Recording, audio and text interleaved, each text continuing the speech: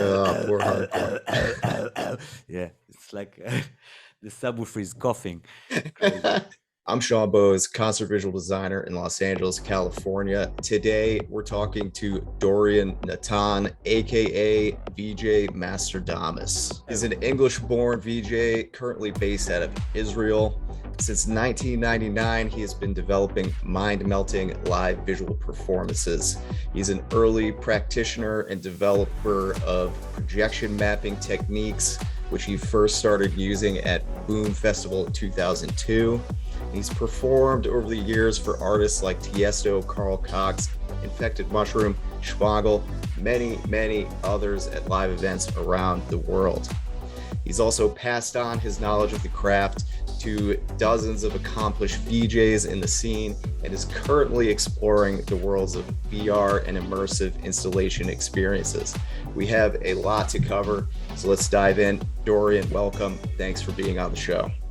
Thank you for bringing me in. Hello. What's Hello. up? Hi, Sean. Can you describe for us the moment or series of events that set you on this path to doing concert visuals? Yes, indeed. Yes. Well, basically, it all started from a dream, in a way, from a vision that I had back in London. I was doing cinema studies and making music and painting most of my life. Try to do everything that's kind of creative. I try to touch it.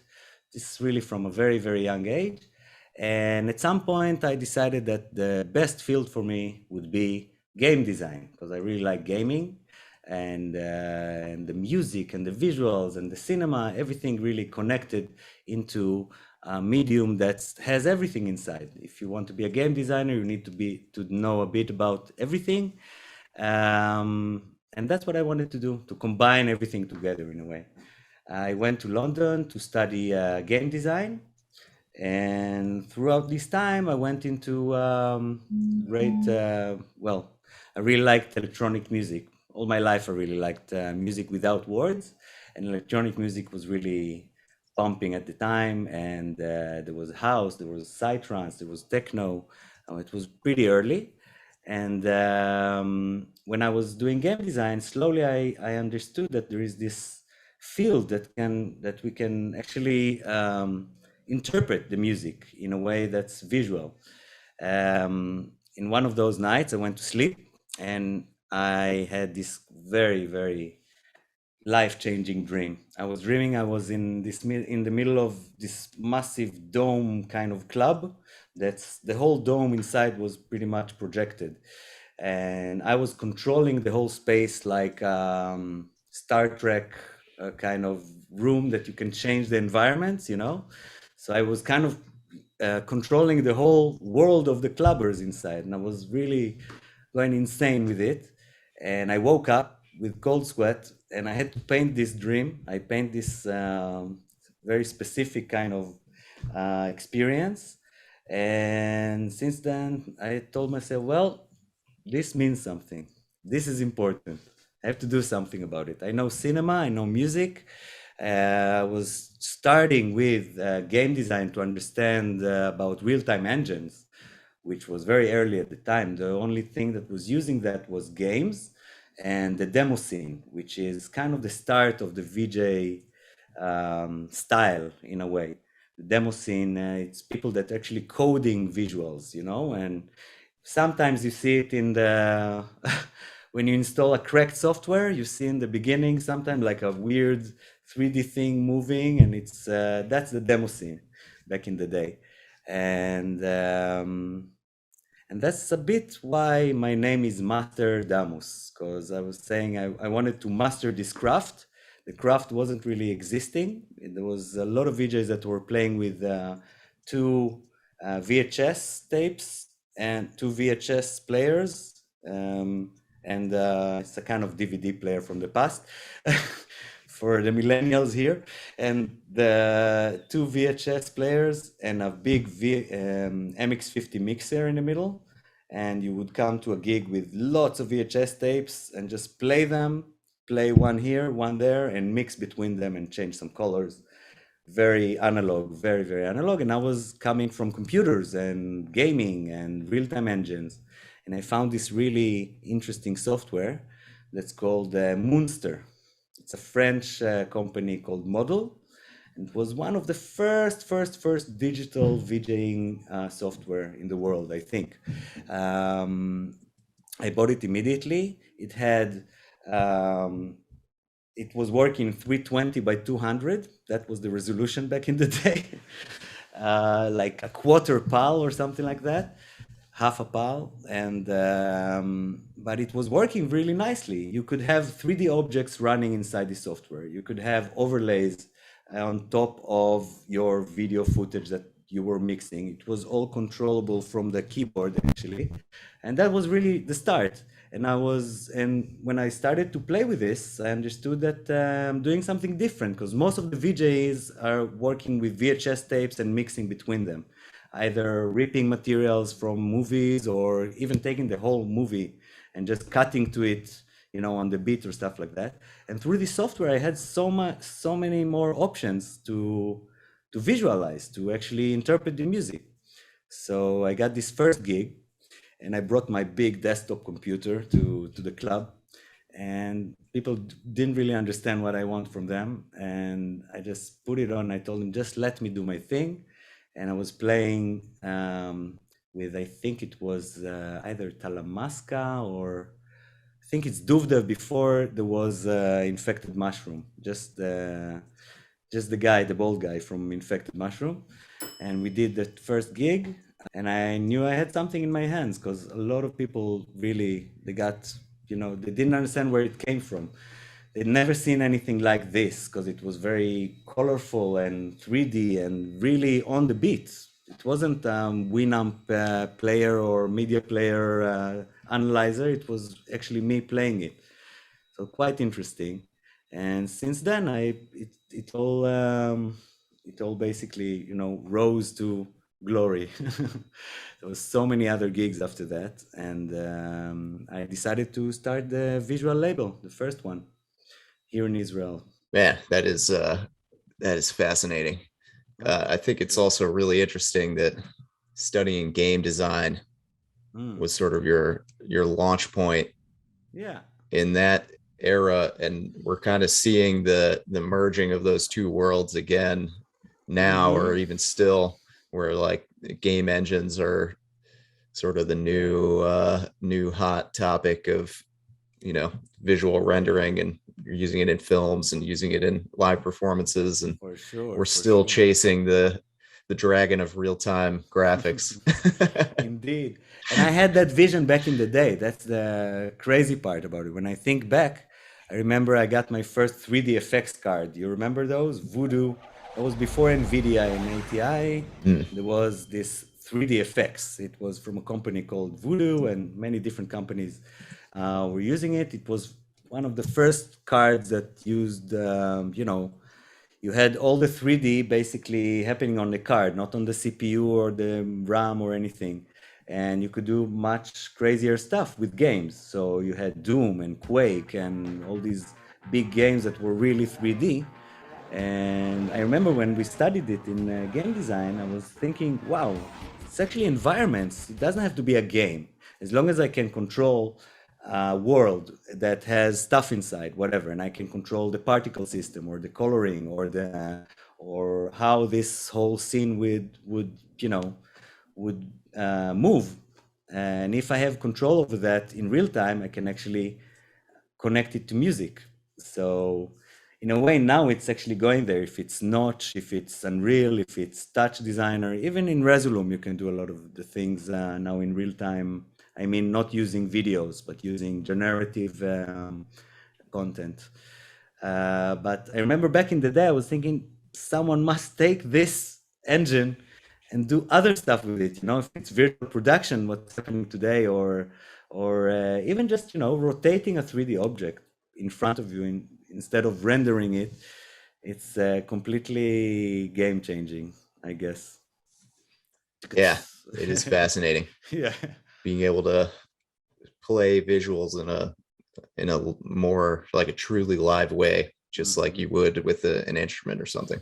In a way, video mixing is an art by itself. Mm. I will say, VJs don't have to create materials to be a good VJ. Just like in DJing, there's the guys that make the music. They're not necessarily great DJs, and vice versa. There's the guys that are great DJs, but they don't make music. But to know the craft of VJing is nothing to do with creating content. I also create content myself, but I can take anyone's content, and if you're a good VJ, you'll use the content very smartly to connect to any kind of music. If it's chill out, if it's drum and bass, if it's hardcore, it could be the same visuals. And if you're a good VJ, you can actually interpret the music with the same materials but differently. Like the speed of that visual, the coloring, the how many colors you're using, the effects that you use on top of that, how you mix, if it's a lot of layers or just one going to the next one all the time. That's great VJing in a way. And on the other hand, there's the whole creation of content. Like if you create content that's amazing by itself, sometimes you don't have to VJ it even. You can just play it as it is. It's beautiful and it holds the stage, I call it. It holds the stage and you don't need much more than that. Anything you will add or take off will actually degrade from it, but that's more of a way of thinking of content creation. Like you create something that's works by itself. In VJing, you work with rushes all the time in a way. When you buy a VJ pack, you have a lot of 10-second clips to work with. By itself, it will be boring after 1 minute, but if you mix it well, it will take it to the next level and probably take people to different experience. As a good transition into a couple of things I wanted to ask you about. First of all, what would you consider maybe the ingredients of good VJing in general when you think about what that is? Okay. Well, first of all, the good VJing or being a good VJ, because there's a bit of a difference. Good VJing, I would say, is being very sensitive. Being sensitive to music, being sensitive to what you feel, and being sensitive to the stage. I see so many VJs that are so focused on the tech, on the technicalities of creating the visuals, because it's a very hard craft, actually. You're directing, you're creating effects, you're mixing, you're constantly thinking what will come next. You're trying to interpret music that you don't know most of the time. You don't know what's the next move from Tiesto or whoever's on stage at the moment. You have to consider all those different parts. If it's the crowd, how it feels there, the vibe that they want, or the vibe that you want to create, what the promoter told you he wants. Everything together has to come down to your fingers in the end of the day and creating this thing. So a lot of different VJs are either working on the technology part of it, just they're in their screens, working with nodes or working with very complex kind of software to create the perfect mix. But if you look at the stage for a second, you'll see that the lighting guy actually did a blackout right now or did something else. And there's lots of people on the stage and they will hardly see what you're actually doing right now. There's a lot of factors that you have to really look at the stage to understand and to feel it. And sometimes just not VJ and just absorb, and then you know what to do, So I guess a tip would be, that's what not to do, but a tip would be to be very sensitive. You've also taught the craft of VJing to several well-known VJs. I'm curious, what do you think is the most important thing to learn as a VJ? Maybe we just talked about that. Well, I guess, again, there's a lot of different parts of VJing that we can discuss. I think the best parts, what I see is actually missing in most VJs is the self-respect. Lots of VJs, the biggest problem with VJs are not the promoters that are trying to get your prices down, and it's not the even how you mix. Mostly, it's the VJs themselves that treat themselves and treat the craft as a hobby and not as an actual profession. Lots of them. I'm not saying the big ones like Luck or STV in Motion or all the big ones. I'm talking about the smaller ones, or even not small, but just treat yourself as an artist, because it's art, it's craft. A lot of the times, VJing, I know because I've been there from the start.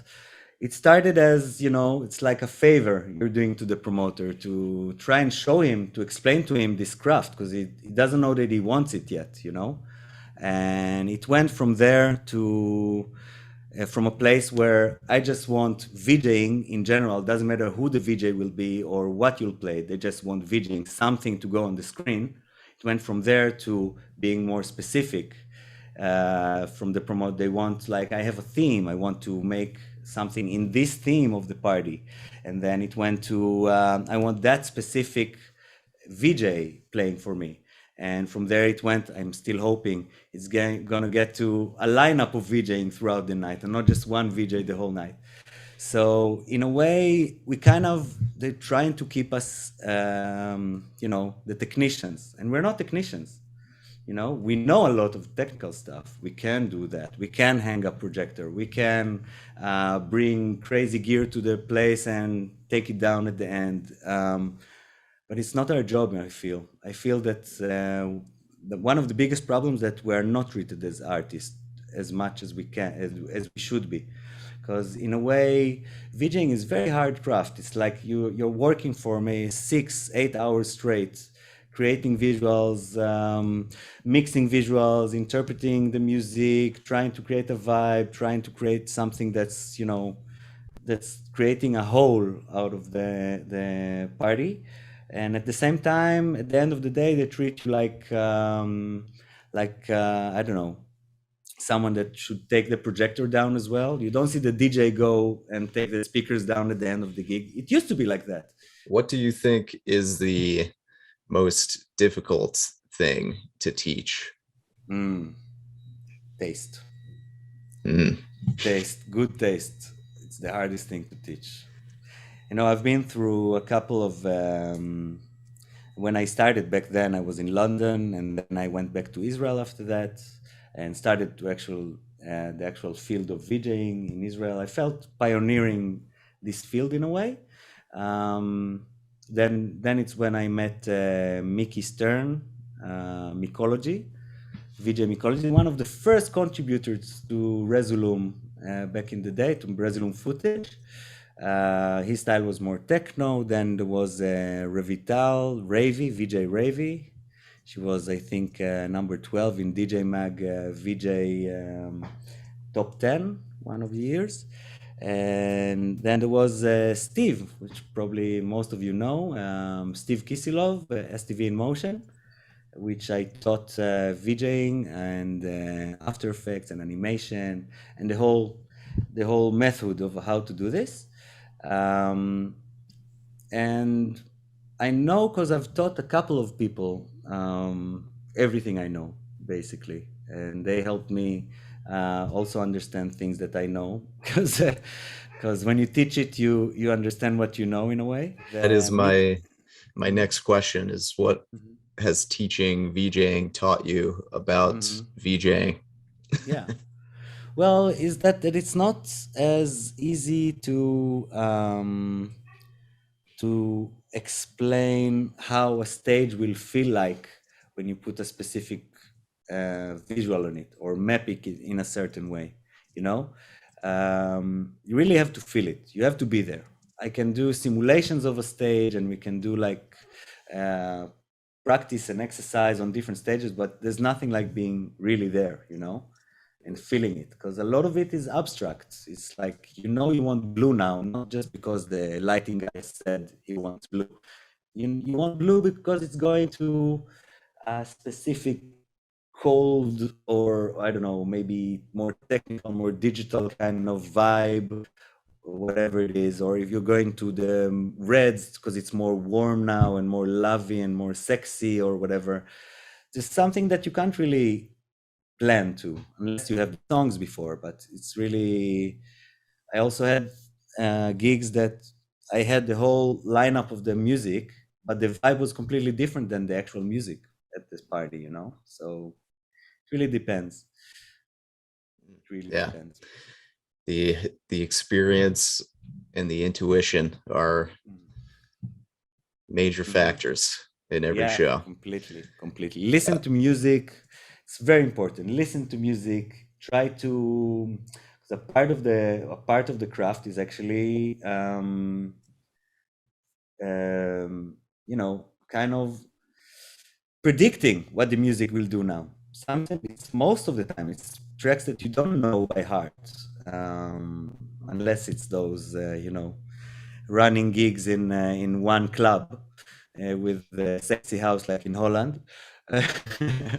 And then you know exactly what each song sounds like. But in general, when you have an 8-hour gig, it keeps changing, and even tracks that you know are being played differently and mixed with different things. So kind of know how to predict and always have like a backup, so you can move to, I don't know, black, or move to something more calm if you're in a very crazy hyper mix and you want to go, and you really have to have that, that button to go to a calmer place, or speed, or color, or just have something ready for those weird one-time situations.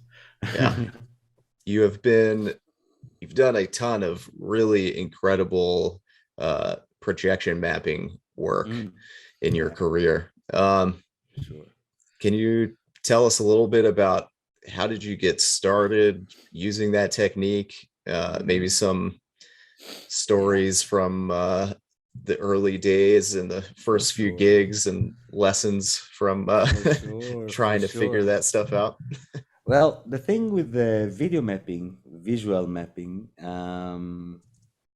it's kind of, it's like the natural evolution of VJing in a way, I feel.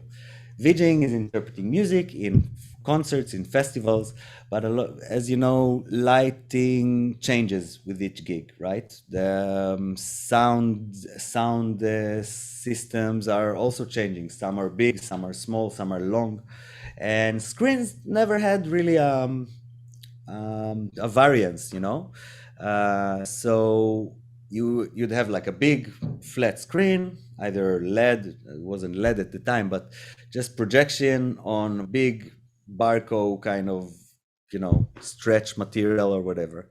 Slowly, actually, in the Psytrance scene, they started experimenting. They started using lycra cloth and using different kind of cloth because they didn't have budget all the time to get a screen, so they actually used the part of the shade or parts like that. And slowly it became a norm to use something that's not really flat. Now, when you just project on that, it's it's sometimes distorting, or parts of it go out, and they're also placed on the speaker a bit and stuff like that. When we went to Boom Festival 2002, we decided to create like 3 different installations. Those are visual installations. They had nothing to do with the stage and the VJing. It's more like creating specific visuals for specific like statues or video art projects, you can call it, whatever it is. So one of those was just a gate going into the main stage, basically. And the gate had 3 poles like that, yeah? 3 on each side. So you'd have like, you just go in the middle. But we only had 2 projectors. So I projected on those 3 and created in After Effects 3 different parts, elements. So fire, water, ground, whatever it is. So that's kind of like the first video mapping I've done. Because I was surprised, like, wow, you can actually make 3 screens out of 1 projector, with just 6 poles like that. And from there, we took it to another level. There was this, in 2004, we created the pyramid screen. It's a screen shaped as a pyramid. It's facing the actual audience. So it's like a for triangle pyramid, yeah, but the edge is facing you, yeah. We projected on that. So when you project on this special screen, the beams are distorted. So the closer it gets to the projector, it gets smaller, right? The image gets smaller because it's closer. So we created software that had a pyramid object, a 3D pyramid object, but we placed it opposite. So the edge is actually going in the software. So we projected an inverted pyramid onto the pyramid screen. What you'd get is actually a flat screen in front of you because you don't see the pyramid, because I kind of, distorted the distortion. So it became flat, but your mind and your eyes were playing tricks on you, like your mind understands there's something coming out, but your eyes don't see it. So when you start to move, you get this weird 3D perspective, especially on things that go inside or tunnels or a logo in the middle or whatever. It actually felt like it's floating in the middle. So that was one of the first things. We did it in Boom Festival, and we were so tripping out on it, like crazy. Me and Steve, STV in Motion, we were tripping out on it. And then some business guy came to us there and said, this is much more than Psytrance. You can do something really, really crazy with this. And we decided to create a patent. Actually, we had a patent on video mapping in a way back in the day. That was in 2004. In 2005, we started to do that. We went to Holland. We opened a company called Evolve Vision. We felt like we're evolving all the vision around the world. We created the first, video mapping software, which called Dimensional Control System, DCS box. It was programmed by Mark McCall, an Avalon VJ in Hollywood. He also works in Xbox and PlayStation, stuff like that. Mark McCall, VJ ENIAC, maybe you know him. And he created a game engine, a VJ software based on a game engine called Xsynth. Maybe you know it. It's very weird, but a very good software. Easy to use, and he created this special software for us to actually start doing video mapping on pyramids, on dome screens, on pole screens, each for a different kind of market segment. And we had that patent, and we started to sell pyramid screen products to dealers and exclusive distributors around the world. The thing is, I got very bored of this, creating a company, becoming a manufacturer and a patent holder or whatever, and just selling pyramid screens and dome screens, where I used to create a new idea like that every day or every 2 days, me and Steve, and just, doing it for this party, and the next party would do a different thing. So it wasn't my cup of tea to become a CEO of this manufacturing company, although everyone wanted to talk to us and whatever. And in 2008, we had there was this big economic crisis around the world, and our investor lost a lot of his money, and we had to stop, and I had to make my patent public. And I'm actually glad it became public, because it's a very hard life running after people, trying to sue them for using your patent. It's really not me. I don't know why we did that even, but it's fun, that's part of the adventure. And through that, I became really a specialist in video mapping. And today I'm being asked to come to a lot of different kind of very complex kind of events and installations, and trying to figure it all out, so it will all talk together and it will be easy to actually work on it in the end, and not just, we made all these screens and all this video mapping, but how do you actually control all of that live, and that's a whole different segment. Yeah. Wow. So kind of no, it's great. Really, really good. Some similar questions that I asked about VJing. What do you consider the key ingredients to great projection mapping? Okay. Yeah, it's a big one. Okay. Projection mapping. Yeah. The thing with projection mapping, it really depends where it's going.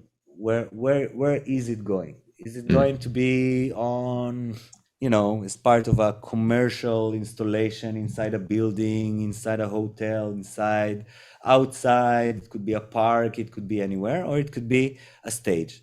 To create a good video mapping project, mostly it's needed to do custom made. Yeah, to do custom made content. Because you really have to have the 3D aspects of, if it's a building, let's say, you need to have all the 3D aspects of the building to actually make it crumble or make it break or make it wiggle or have stuff walking inside the balconies or dripping throughout the thing. You have to really make it in advance. But of course, there's also the method of doing it live. When you do it live, there's a lot of VJs that are making video mapping with, of course, with slices and stuff. But you really have to get into the building or the parts of the stage. That's, I think, my specialty in the parties that I do with live video mapping. I get a stage that's actually a painting. Okay, let's say a face or I don't know, a frog or whatever it is. It's a kind of object that has a lot of intricate parts and really details and stuff, because it's a painting, you know, kind of like this thing here from Android Jones, from Andy Thomas, sorry, or stuff like that. It could be a really complex painting like that. Now you can go inside and you can just, you know, mask it like most VJs do, just mask the stage and then play a full screen visual inside. Or you can go and place layers that are kind of going with you know, flow of the image, or you can slice it up. Now slicing it up is, there's a lot of smart ways of doing that. Like you can slice big parts, you can also go inside and slice even smaller parts inside that. The question is how you control that afterwards, as I said before, because you can have all these parts and play to them, and each part will get the portion of your visual or the big full screen, but in each separate part. But the great part is actually to divide it to several groups in resolume. That's what I usually do, groups or even the layers themselves. So you can actually mix into slices. So let's say you have a lot of layers in your stage. So you have like a background, you have something more background, you have parts that are on top of it, you have smaller parts that are even on top of that, you know? So you have 3 layers. And I try to divide it in this way. So when I play something, it's actually becomes, it's like breaking on the stage, and it's breaking, I'm saying like breaking like light is breaking in a diamond, you know? It's breaking on the stage. So even visuals that you already know and hate even look sometimes amazing in this setup, you know, because it's you're using it in a very different way. It makes it much harder to VJ as well in a way, because you're actually VJing, you're actually like 3 VJs playing like 3 VJs or more, depending on the amount of groups you have. So if you're doing that live, it's kind of crazy. And that's my specialty. Yeah. Yeah, you can get some really incredible effects out of techniques like that, where you're almost, you know, you're like painting the sculpture and using all the different sections, and you're coloring them or creating textures for them separately and at the same time. It's wild. Yeah, a lot of the times people are you know, saying why do you let it distort? Let's say I you know, sometimes I actually like not seeing my visuals. I want to see the painting through my VJing, you know. So I have these 2 setups. One is that nothing's distorted. So if I have a circle, I put a visual that's the circle is perfectly inside or whatever. Or if it's something more organic, let's say something like that, I don't know. So I try and keep like a full screen. That's just the mask bit, okay? But if you do let the actual slice distort the visual, and you let everything distort through the slices and beziers you made, you would see the actual stage through your VJing. You know what I mean? Because you see all those distortions that are based on the actual picture, that creates another very, very cool effect, you know, which I really, really like. And I play with those too, you know, I play with full screens that are not distorted, with distorted ones. But there's no yes or no in this. A lot of people saying, why do you stretch? Why do you squeeze? Because sometimes it's not really showing the video. I'm using it as part of this big picture, and it creates something completely different. That is an interesting thing about projection mapping that I don't think you get as much with LED stages, is that you Yeah. can really play with with the sculpture of the stage, or playing visuals inside of it, and you can kind of play with people's perception of the screen itself as an object, or what's Completely. what you're transforming it into. And the greatest part is that, in the morning, usually in trance parties, so you get to the morning, and it used to be that you just have this screen hanging there or these black LEDs that are staying on stage. And in the case of projection mapping, specifically in trance parties, you still have a nice painting on the back, It's not so there's no projection anymore. You enjoyed all those trips throughout the whole night, and in the morning you can enjoy the thing, and it just reminds you of the VJing of the night because I was using the actual picture most of the time. So it's pretty interesting. Yeah, just trippy to see a sculpture kind of come to life with Yeah. light magic as the sun goes down. Yeah. You're like, oh Lots of man, the it's coming alive. yeah, exactly. Lots of the people, they come at night, so they just see the VJing. They don't know how the stage looks like until the morning, in a way, because Yeah. it's very dark, and I play on it, and sometimes you see what it is, sometimes you don't. Unless I do like super white on everything, you won't see the stage. You see like something intricate happening, and something you see eyes, and it's going back and down, blah, blah, blah. And in the morning, suddenly the sun comes up, and you actually see what you were looking at this whole time. And it's another great surprise. Instead of a bummer, oh shit, VJing is gone.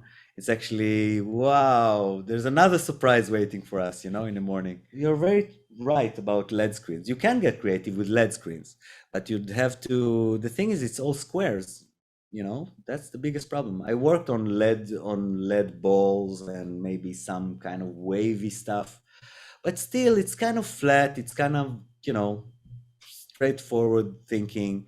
The problem is most commercial parties are like that, underground, and the more creative stuff are happening usually in like, in every subject in the world, I guess, in the underground, in a way. Yeah, and you're just, you kind of touched on it already, but you're not really left with much to look at until the sun starts going down. They are a bit brighter, so sometimes you can kind of force your way through the sun, but if the sun is shining directly on it, like at sunset, you're screwed. Like you're just looking at a gray rectangle for that set. I'm with you. I'm with you on that. But So the it's LEDs, interesting. the LEDs are, it's actually a different way of working. Like projection mapping is the exact opposite of LED screens in a way. When you're using projection, you're trying to use the right contrast and right settings and colors for them to actually show, because you're actually projecting light and trying to create light. With LED screens, you have light. It's like you're trying to work the opposite. You're trying to work on the negative. You're working like 20% of the LED screen, power, because otherwise you'll burn everyone up. It's insane, especially in clubs. When it's outdoors and stuff, okay, but still, it's not as subtle. And as I said in the beginning, one of the biggest tips is to be sensitive. And if it's with LED screens, you're always on that, black knob that will try and dissolve everything a bit all the time. Like you don't know what will happen on your next visual. You'll have to see brightness, contrast, and that gain, I call it visual gain. And on projection mapping, it's the exact opposite. You're always trying to get as much contrast as possible, trying to get the blacks as black as possible and the whites as white as possible, so it will actually pop out, you know. Yeah. Part of it. Definitely opposite challenges. Never Yeah. enough light with the projector and always too much with the LED. Yeah. Indeed. Lighting guys like, turn it down. What the fuck? Like, is that 10%? I don't know. I guess. Some stages combine, actually. There's like in modem stage and mid-burn. I've seen some really mid-burn and Burning Man, some interesting project that combine projection with small strips of LED inside, so it won't be too bright for the projection, but you can, play with both, which is nice. Yeah. Man, so over, I guess, 2 decades, a little bit more than that, you talked about it a little bit, and I have to know, some of us millennials do know what VHS tapes are. All right. Come great. on. But the industry has changed a ton. You've seen a lot of different technology come in and out of the scene, but I'm curious, are there any, I have a few questions related to this, but are there any like pieces of the past, maybe forgotten techniques or things that I would have never heard of that new artists to the scene should consider or think about or look into or play with that might help them out? Well, I guess there's so many possibilities today. It's so fun to see all these different softwares, how they developed, how Resolume started and where it got to. Grand VJ back in the day, Motion, Dive, Tokyo. There was so many different softwares since that first model Moonster software. Also Adobe and Cinema 4D and all those big software that came in, Unreal now, Notch. The thing is to not get overwhelmed from everything. You need to find your instrument, in a way. It's hard for me, to say, well, this could work. This is a nice method that you should take in consideration. But I know that today most of the software has all those things kind of built in. Back in the day when we wanted to, open the overscan of a projector because it used to show it too small, so you had to do this with a small tool called TV tool or stuff like that. It's not relevant today. What I can say is that you need to create your own style, but it's not a must for commercial events. That's the idea. Like you can create your own style, but it's mainly if you're treated as an artist and not just as a technician that has to, play their movies and pull the preset, in a way, what I mean. And I guess get good gear is important. Get that full colors working in NVIDIA settings. Get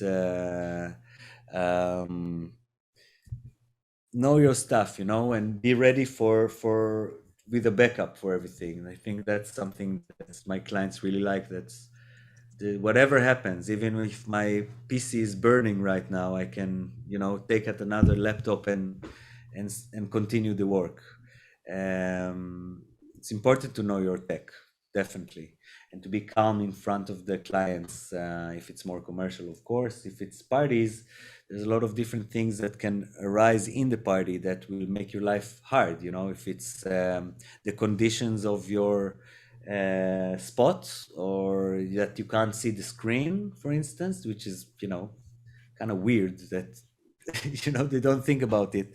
Promoted, yeah, you'll be sitting here behind the screen. What? I have to see and feel the stage. It's impossible.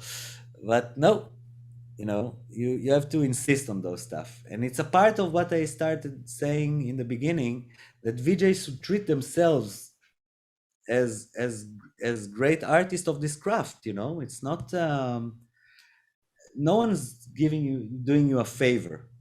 It's an amazing craft, and it's well respected now as well, almost there with everybody. But I know the crowd already understands a bit what it is. It's not automatic. I get people still coming to me and saying, it's not automatic, it's really you're doing it all night long. Yeah. It's me. Yeah, it is us. It's me, it's you, it's whoever's watching here probably. But it's nice, I used to get annoyed by it, and today I'm just happy, she's educated now, that girl that came in and said it's not automatic. Now she's educated. Now she's, she's a kind of groupie of this field, and she's looking for more stuff on the internet, and she might want to become a VJ one day, which is I'm very grateful for this time right now, that people are starting to actually understand what it is, and there's lots of good VJs out there around the world. I'm very happy to see it happening. I love what you said in there at the beginning about find your instrument. It is easy to get overwhelmed with so many options that all can do everything. But if you can, just find a little slice of even a tool that you like, and develop an interesting technique or something with it, and just get really good at it. We are kind of building our own instrument and then learning how to play it. So finding some simplicity or some boundaries to play within can really help you find some interesting ideas. Just like music, like everyone has his instruments. You can play guitar, you can play piano. It's very different instruments, but still everyone creates his instruments, especially here, especially in electronic music as well. You can see like the VST instruments that, Duvdev and Infected has in front of Astro Projection, in front of Tiesto. It's very different. And for us, it's even the hardware is very different as well. One guy likes this MIDI controller, one guy doesn't like MIDI controllers at all. He just wants to use the mouse, and one guy likes resolume, and another guy wants to use vMix, but he does it in a way that's actually interesting and creates something new that couldn't be happening in resolume. Like you wouldn't get there specifically, So yeah, I think that's the beauty of it, of every art, every kind of art in a way. That's everyone's doing it a bit differently, but they all have the same kind of goal to create something, interpret the music nicely, or create a vibe or whatever. Is there any piece of technology or technique or anything that you are glad we have evolved away from? Oh yeah, evolved away from. That's interesting. An interesting question. I guess those disgusting screens for projection. So the daylight, opening up screens like that in every party, that was horrible. And I guess something we lost on the way was the VHS and all that is really, not the way to do it. DVDs and mixing. I guess that's good riddance. Yeah. Good riddance. Yeah, saves your back a little bit, less gear and media to carry. completely, yeah. I still expect, so when I get to a gig to get a table, and it's still till today, you get to a gig and you have to look for the table. You know what I mean? Oh yeah, I do. Every single time.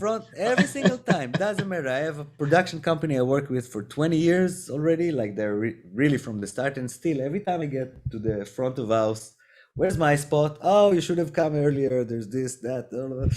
This guy put his stuff there. The laser guy put his stuff there. But it was for VJing. It's in the contract. No, still, come on, guys. How many decades have we put on these parties? And you know how many people are going to be in front of house. Give me a fucking table. Yeah, exactly. You know. And all right. You got a table, but no chair. And exactly, also... we got you a flight case to sit on, or a flight case as a table. And your mouse goes into that hole of the handle, Yeah.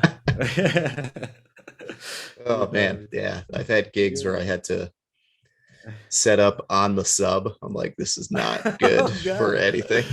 Wow. Mouse is bouncing away. My hard drive is etching things into itself. Yeah, it's great. Where's the mouse? Oh, it's actually boom, went down. It's on the dance floor. Yeah. Luckily, it's happening less and less now, and it is getting better. It really depends on the production. Yeah. It really depends on the production. Some productions are, top notch. Everything's on the spot. You get your drinks at the start. You get everything you need. They take care of you. It's easier. But yeah, you can't expect everyone to be like that unless you have an agent, and that's where I always wanted to take things. Like when I had VJ label, I was kind of the agent for those VJs, so they had a great treatment. You know, when Steve would come to a party, I would talk to the promoter, get the table ready, everything. He would come and everything would be ready. That's what I want for myself, and I want for every VJ in the world. So they will take themselves seriously, and by that, people will take them seriously. The promoter, the crowd, everything. Oh, an artist came in to do his visual work. Amazing. And they will actually look at it and not see it as, okay, it's part of the lasers, lights, whatever. I'm not saying that lasers and lights are not art, but they kind of took it to a place where they're comfortable in the technician spot in a way.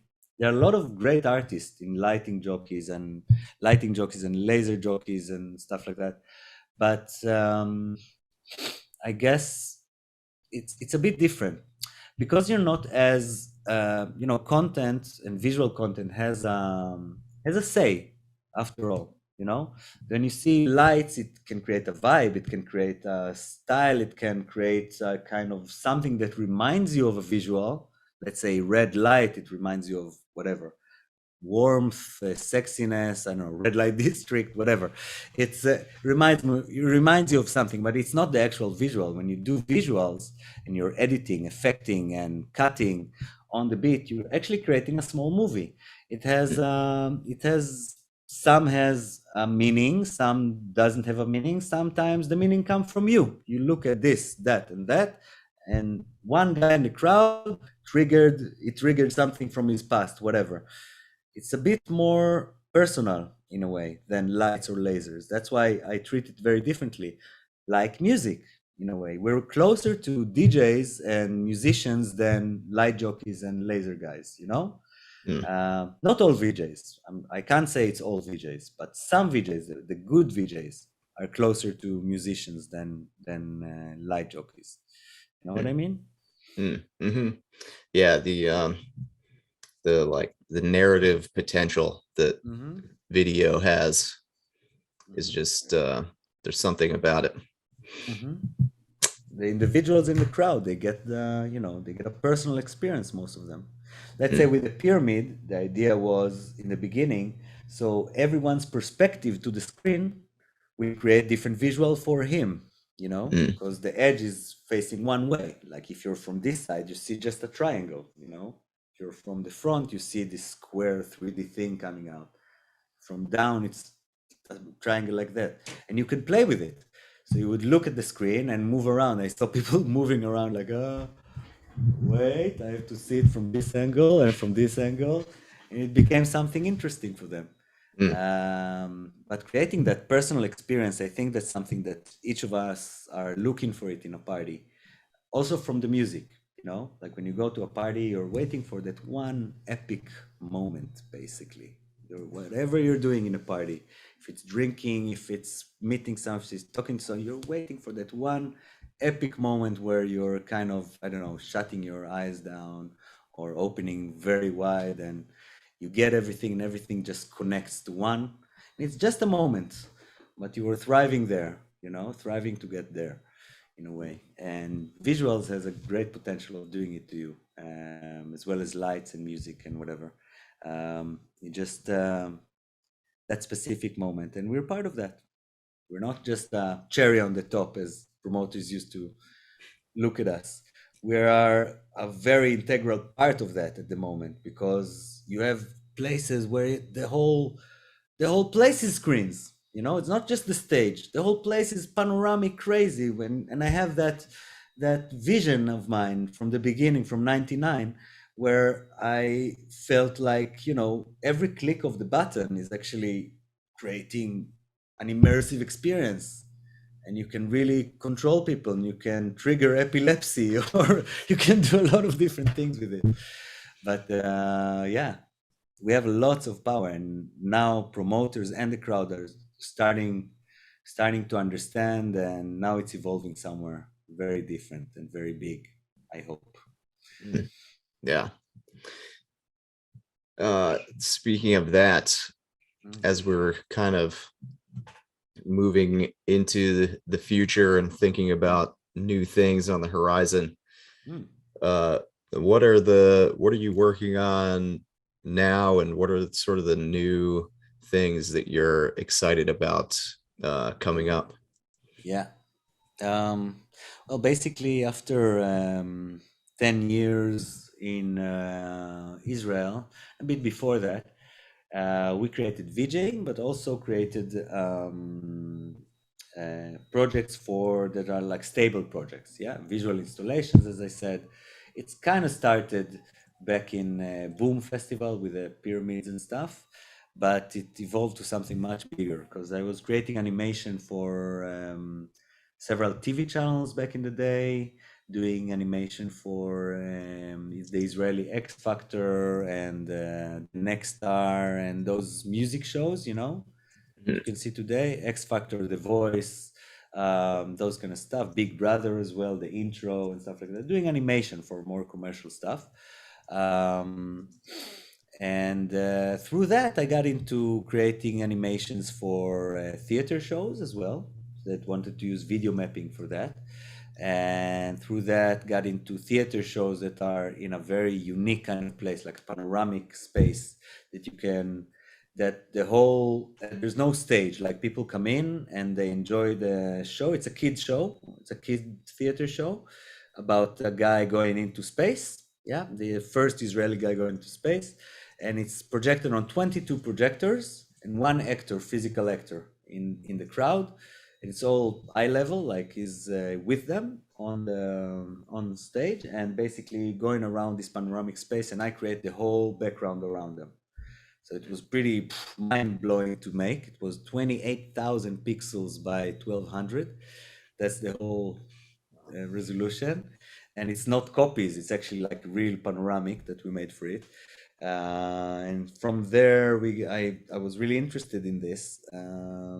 It was pretty intense to make. It wasn't live, it was creating something from scratch, custom made. But I wanted something that's, kind of challenges me after so many years. So that's a bit of a challenge for video mapping. And then we had Van Gogh, which you can see here. It was also a show, part of the exhibition of Van Gogh in Israel. You would play this specific visual on the wall outside, inviting people to see it. I created it from many pictures from Van Gogh that we got approved to work with. Created this weird oily kind of effect and really making a trip out of the Van Gogh pictures. And later there was another exhibition called Salvador Dali. They brought like 70 pieces from Salvador Dali to Israel. And in addition, they wanted to create like a VR experience for it. So we created this weird VR experience that's really a trip inside his head. It blew my mind. Just, I saw it and I couldn't believe I made it, And yeah, it's such a great field, VR at the moment, virtual reality, Quest 2, Meta. I think what Facebook is doing is great, and it's really making it more common, and more people have it, and will want more experiences like that. So I guess that's what interests me now, creating these weird experiences that it's kind of like VJing, but you can do a VJ experience. You can take a track from someone and make nice visuals and just sell it, or place it on the Oculus store. Yeah, so I'm now focused more on creating experiences, not specifically VR, but it could be panoramic experiences, video mapping experiences, maybe even escape room with video mapping. Using all the latest technologies. We have motion capture suits that we use for like this weird, we just did now a hologram of a hostess inside of an event. a hologram of a hostess that's talking to you. It was projected on a transparent transparent material, very new, very interesting material, and she would greet you inside. When you go into the event, there was an actress behind a black door that you couldn't see. She would control the 3D character like a weird cyber babe, yeah, and would come to her and she would speak to you. But she also knows the guests, so she would talk to you like she knows you. Basically, you would have an actual conversation with her. You'd say, "Hey, how are you, Sean? How's that bump on your head going? I don't know, whatever." It was crazy, really crazy. We just did this now for New Year's Eve. I can't talk about that event so much because it's confidential. Only on the whole of YouTube, yeah. Yeah. Yeah. Yeah, we're just putting this on the internet. It's fine. Yeah. No. Easy peasy. Yeah, those kind of stuff, doing something different. I still teach a lot of VJs. We have the new one. We have Itai Ram, which is the Eat Eye experience. We have Shai, the Purple Eye. Couple of VJs that we basically work with all the biggest parties here and abroad. Used to do mostly global gigs back in the day, but today I'm with 2 kids and a wife and live in Israel, and I have all this animation work. And yeah, it's important to let other people work instead of me and enjoy and promote themselves and everything. So yeah, save some gigs for the rest of us, man. Come on. yeah, man, I'm into it.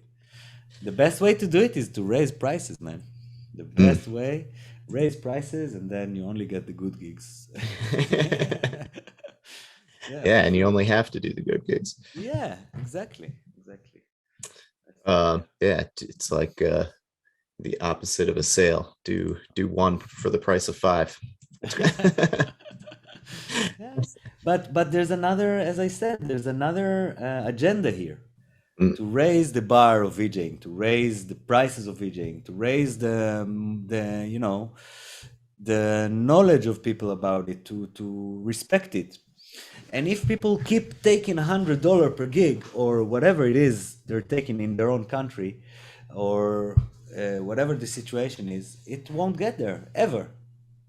They'll keep us, the silly technicians, that they're doing us a favor to work at their party, and we don't want to be there. No one does.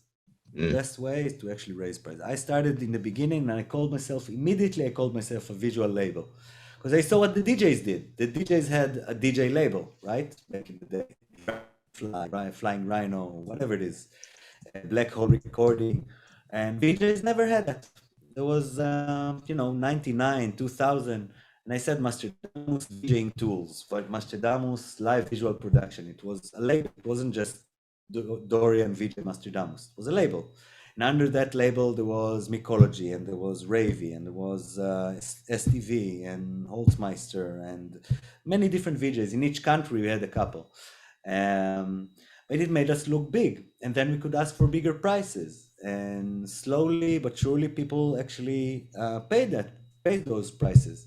I remember in Australia, for instance, we got there, we closed this gig with Alien Project. They brought us there for about, I don't know, back in the day, it was a lot of money. It was about 1,000 AU dollars to bring us there without the flight, yeah?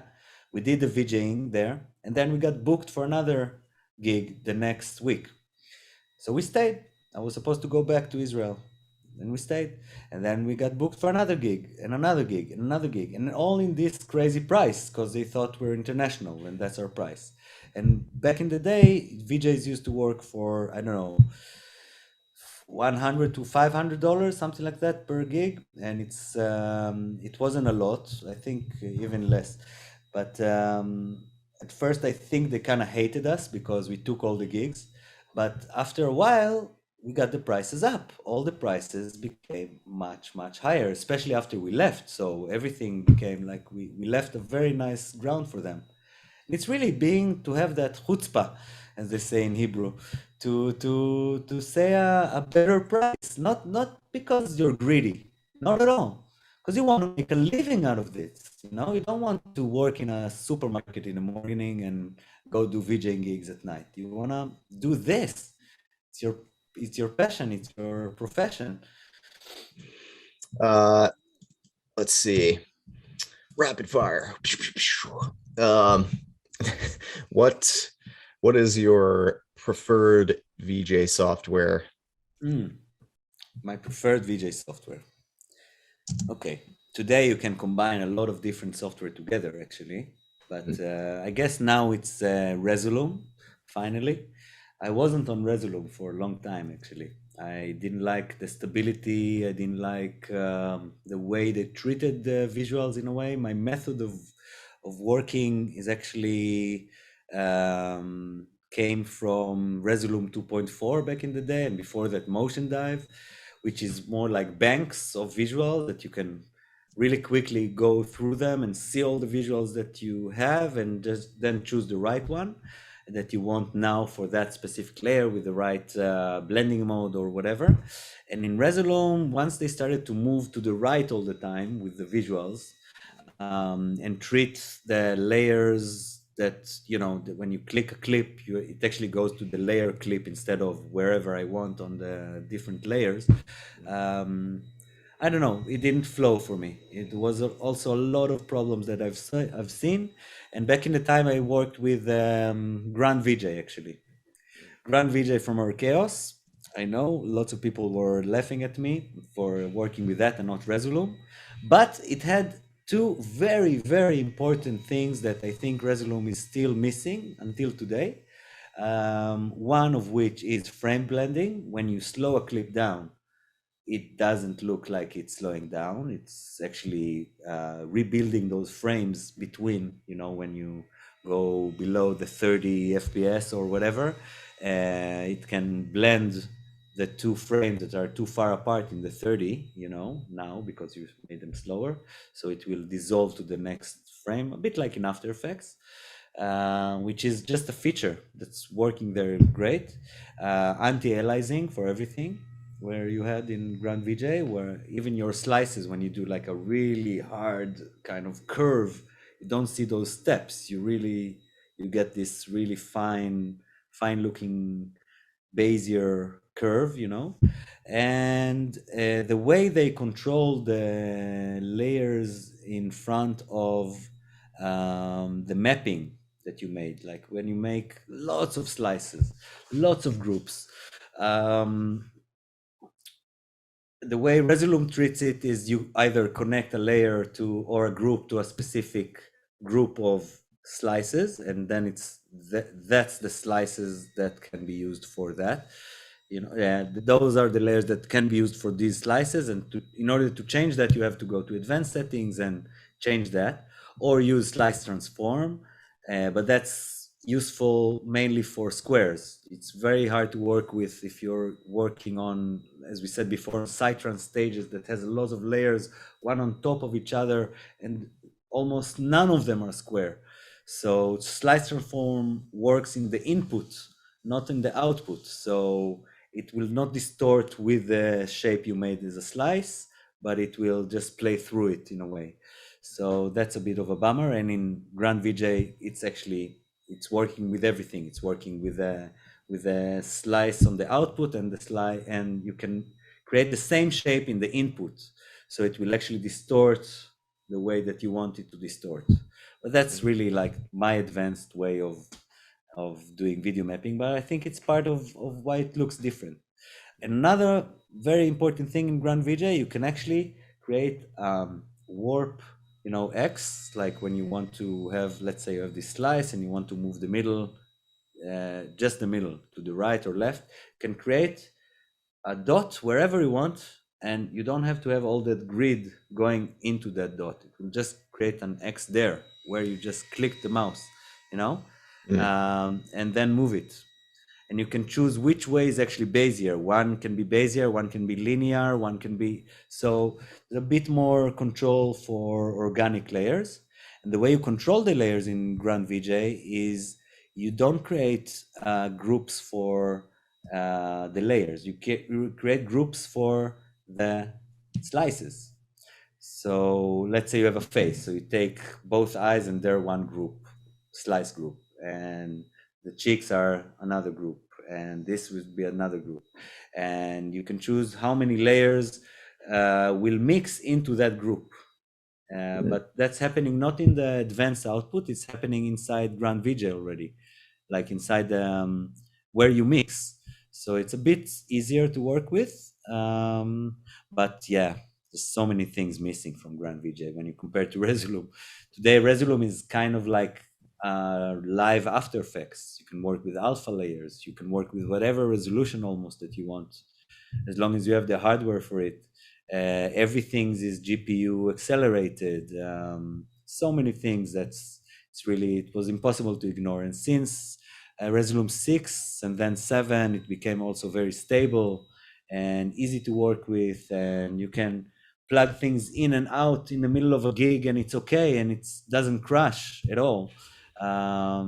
So open, and you can connect other things to it, like now what Ghost Team did now, connecting Unreal Engine to Resolume, for instance, or connecting with NDI, connecting cameras and connecting notch visual synthesis and connecting SMODE and whatever you want, VVVV, can really create different kind of weird setups. You can have, I don't know, MadMapper do the mapping and just, work with Resolume just as a VJ mixer for a specific slice inside that, and another software to do the other slices.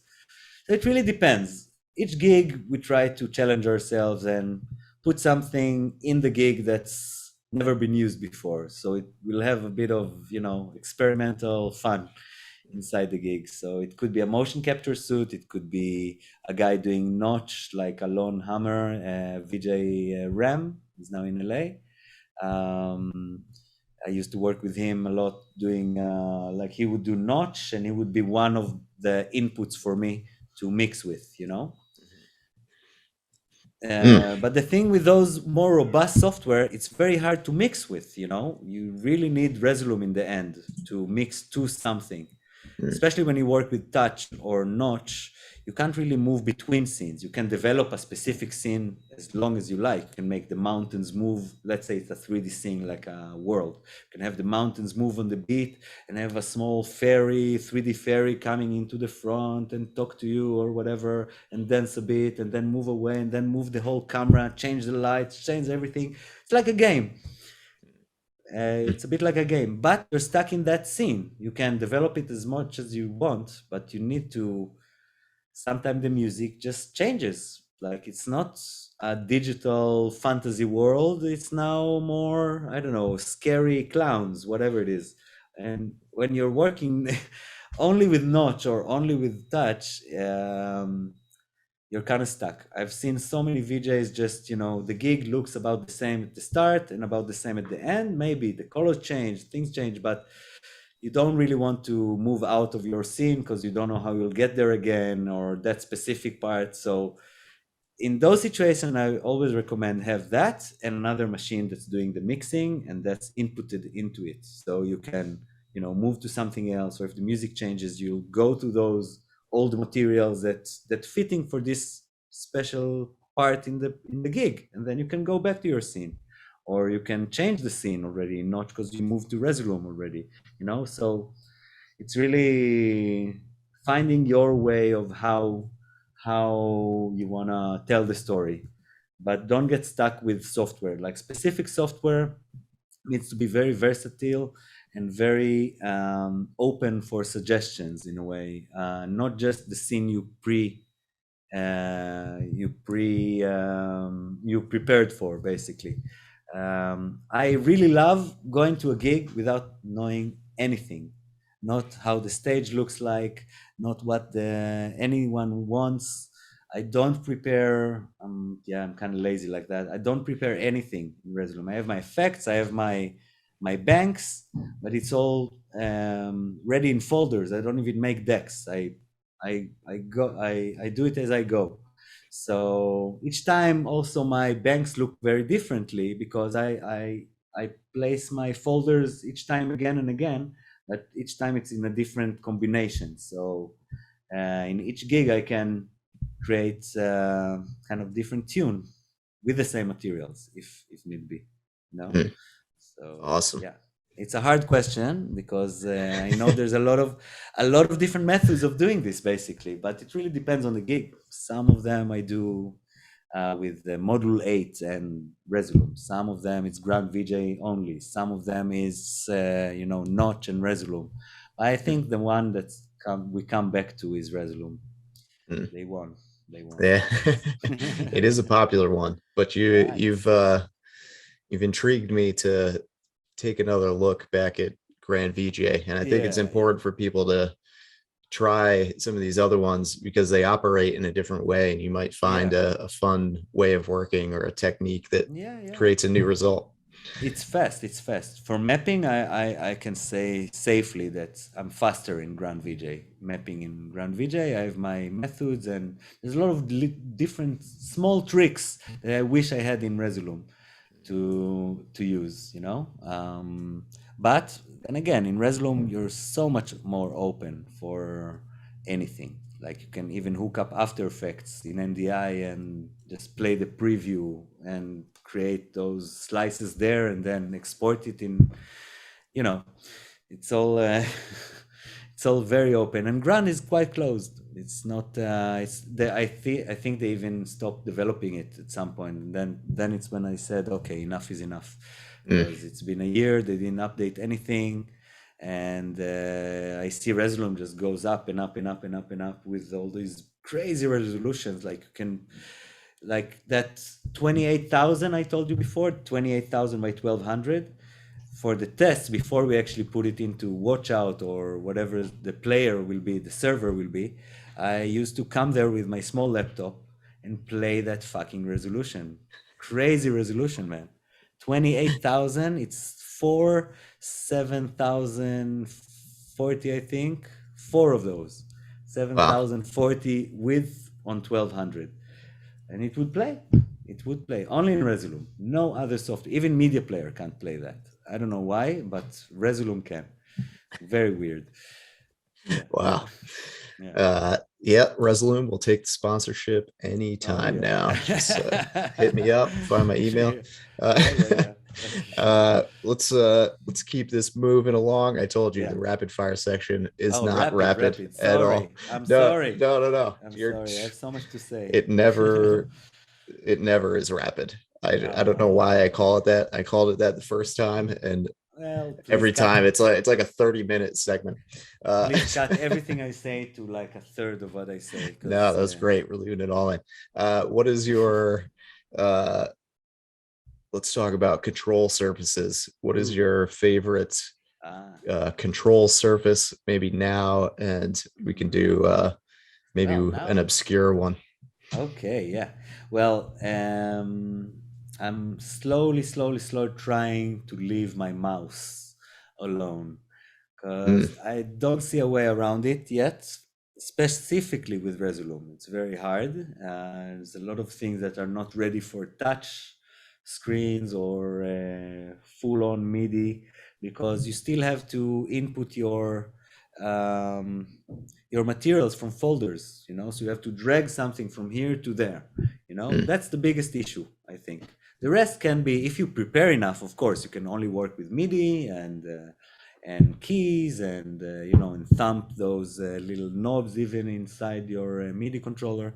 But what I like to use is the Behringer X Touch Compact.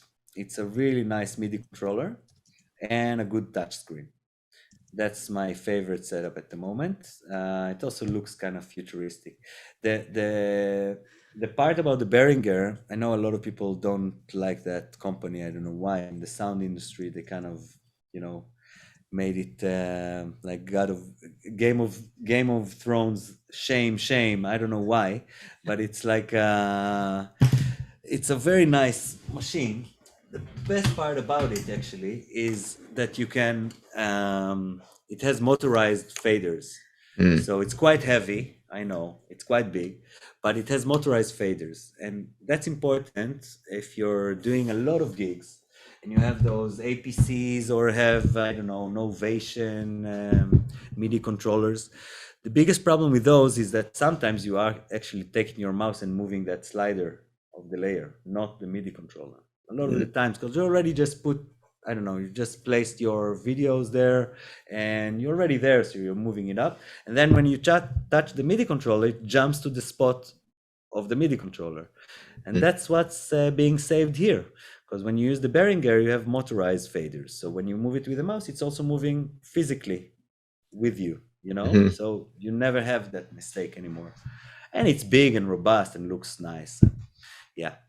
And you can connect a couple together basically, and it will treat it as one MIDI controller. So, which is kind of cool. Like you can daisy chain them, not to the computer, but between if it's Behringer, you can connect a couple together and it will treat it as one, which is quite nice. Awesome. Let's see. You've traveled the world doing gigs. What is your favorite city or event to perform at? It's the most fun or goes the hardest or Wow. Now or back in the day, it really depends. Because now I'm old and I look for the older parties, you know, where I have very little, not a lot of crowd, but few people I know and from the past and just like to dance with. But I guess back in the day, it was definitely Boom Festival. It's an amazing festival. That one really, like back in the day, it was 30 or 50,000 people. It's been a while since it happened because of Corona, of course, but it's a really beautiful one. Another one is VUV Festival in Germany, one of the first psytrance party festivals in Europe. Used to do a gig there every year since 2003, I think. As I said, now for me now my favorite party is like a very close friends party that's happening once a year, where most of the people there, that's like their once a year party, you know, like their moms and dads and you know, and doctors and lawyers and whatever, and you see them suddenly on this, you know, on the dance floor dancing, tripping balls. It's so fun. I love it. that's That's what I awesome. like today. Yeah. I guess Awesome. I guess my one of the nicest parties I've done, festivals, parties, whatever. We did like very crazy stages. Like it was faces, 10-meter faces, two people in Burning Man, two people almost touching, like big statues like that. Rabbits that like three heads of rabbits. That's you know, we projected a 3D animation of those rabbits on those faces, and they were looking, opening eyes and you know, deforming and crazy stuff like that. Well, one of the most challenging ones was actually a party in Israel not too long ago, like 3 or 4 years ago. It was called Rumors Party. The Rumors is a label from Ibiza by Guy Gerber. I think he's a big techno DJ. He used to be in Israel. He's Israeli originally, but he's in the Cocoon label, I think, from Sven Vath. Um, Amazing music, really nice. And he's doing this party in Ibiza every year, and he did one in Israel. Now the logo is a snake, okay? It's a big snake. So the idea was we created like a screen that's shaped as a 3D snake that's rotating around itself. And of course, they didn't talk to the right guys, and they just brought 3 projectors to make that whole thing visualized. It was one of the most challenging video mapping projects I've done. It's not the biggest, it's not the most beautiful, but it's the most challenging. It was crazy. You can imagine creating with 3 projectors. Yeah, I have to make a 360. The whole snake needs to get projection, and not only that, not only get projection, but get a visual from the tail all the way to the top. So everything needs to connect perfectly, right? And on different parts with different projectors. Wow. Crazy. It was maybe 8 hours mapping, but I did it. He did it. Wow. Yeah, I've seen Crazy. when I was looking through your stuff, I saw Oh the yeah, video of that one. I was like, whoa, a insane. coiled tube as a screen is It's like, like, talk about wrap your head challenge, around that. man. Yeah. It's a 3D object, a screen that's rotating around itself, and it's not illuminating. You have to do it from outside with projectors. Yeah, Fucking crazy. man, to hear that that was done with 3 projectors is like, Yeah, it's okay. insane. But the Oh, result man. is crazy. Yeah, I was really proud of that one. Yeah, it looked really cool. Thanks. The what is the MasterDamus secret weapon? Is Ooh. there a some sort of trick or tool or plugin or I guess technique or I something exposed that most of you them. are willing to reveal?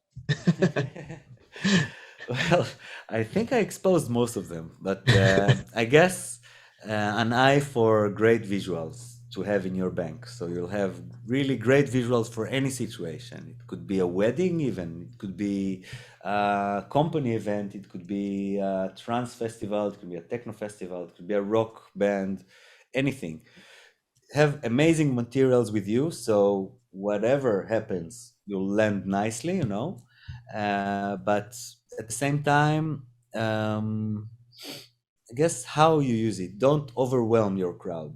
Even if you do like a specific pack or a specific visual, or you like overwhelming, whatever you actually like by yourself doesn't necessarily connect to the party or the event that you're in at the moment. So I guess I'll get back to the same tip I got you in the beginning. Sensitivity. It's really important. Awesome. Being sensitive to the party and the vibe and what you want to create, and flow with it. It's not rocket science, but you'll have to make love to the screen, not don't hit it, unless it's hardcore music, and then you can hit it. It's okay. Hardcore is hard. Poor hardcore. Yeah, it's like the subwoofer is coughing. Crazy. Crazy. Yes, Or, indeed. or this dark trance now. You hear it? Fucking crazy. Modem style. All this 180 BPM, 200 BPM, Tchaikovsky music. Wow. I get out of these gigs and my hands are like shaking. It's so so fast. It is intense. I tell you, Uh, kids nowadays. I tell you. I yeah. love it. I actually love it. Yeah, the Molly isn't like it used to be. It's like Yeah. it's let's see. The this is a quick one.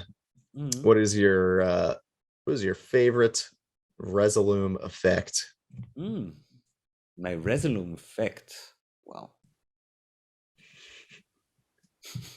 My most used one or my favorite? I think Acruella brought back. Mm, You know the new one, Acruella? yeah. Or whatever it's called. It brought back something that I really missed from Resolume 2.4. There was Mm, one effect called wave. I didn't see it anywhere since then. It's a kind of glow with smearing a bit. It's like frame blending between frames of the glow only. So you still see the video behind it. It's a kind of smear, but very gentle, and you could really get like to the subtleties of it with that old effect from Resolume 2.4. And I think I got there already with other effects, like in the recent Resolume with glow, a bit of glow, a little bit of trails, but it's not the same. Something was missing. There was something very psychedelic about that effect, and I think Acruella now is somewhere there. Like if you work very subtly, it's not a word. So if you work very gently with it, you can get to that effect again, mm. which was awesome. I wish they brought back just wave as it was. It was really really nice. But I guess my most used effect is, as everybody, brightness contrast. Brightest Nice. contrast. Is my hands are always on those two because, as I said, on projection or in LED, you really have to be sensitive with those two because Mm. whatever you put on might be too bright or too dark. So to get that fine tune, that's how you do it. All right. Is there somebody in the industry that deserves a shout out? Well, of course, a couple of them. I really respect what Ghost Team is doing at the moment. I think he's going in the right direction. My dream since back in the day to get those real-time engines into the VJing scene. And he's doing it quite gracefully, I must say, where you have the sliders inside resolume that are controlling these scenes. I'm sure and also his visual style is quite interesting. He has very 3D look, but quite clean one. Bit like Beeple back in the day, but he has his own thing, and he really understands the club scene. I think maybe he's living in Berlin and stuff, but he has this understanding about it. I think Luck also one of my favorite. And of course, STV in motion. I think he took everything that we developed together in a way. Steve Kisilov, I think is one of the best footage to buy on Resolume and in general. And he's also taking the scene to a kind of evolution while exposing everyone to the power of alpha channel layers. So when he's creating a pack for you, he's creating a pack with alpha channel layers that you can actually, place one on top of each other and create different kind of compositions. And he took the tutorials for Resolumes to another level, really giving you insights and tricks that are very, very useful. And I know a lot of people that got into VJing because of his tutorials as well. And it's nice to see because, I kind of gave him the idea back in the day. I have to kind of let go of my kids at some point and say, wow, you've grown so much. But he's not a kid at all. He's amazing. And he took it to a completely different, like a completely powerful a place where he's actually teaching and developing tools for VJs and exploring new dimensions with Unreal now and stuff like that. Really devoted his life for this, So Yeah, nice to see. definitely. All three of those people are fantastic people to check out that are putting out great content and tools and resources. Definitely. Yeah. Galaxy also is nice. I really like his stuff. What's your favorite VJ gig you've ever seen? What's yours? My favorite gig that I've ever seen. Visual show. I don't know. Yeah. Man. I think for me it was Chemical Brothers for sure.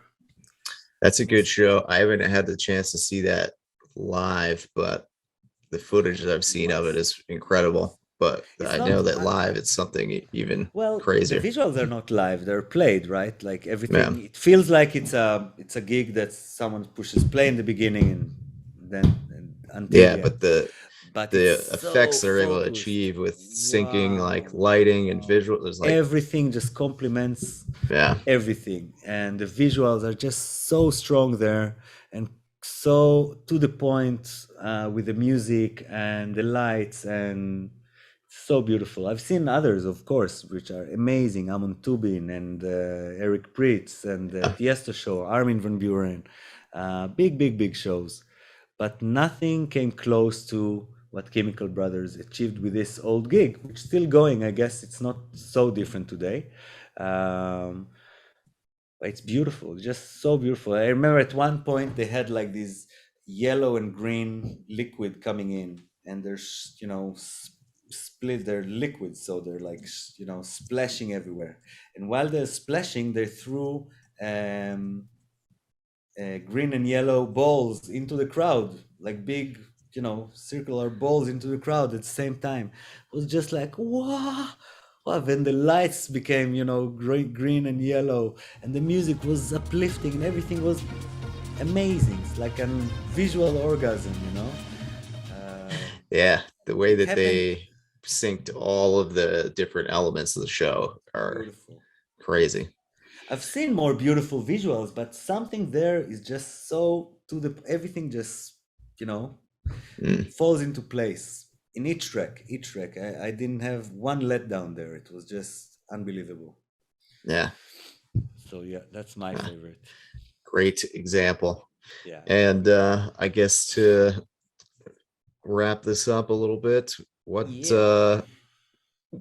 can you give us one sort of piece of advice or something that you might tell somebody who is new to the field or in the field? Like what's that one most important thing you could tell them that might help them be successful?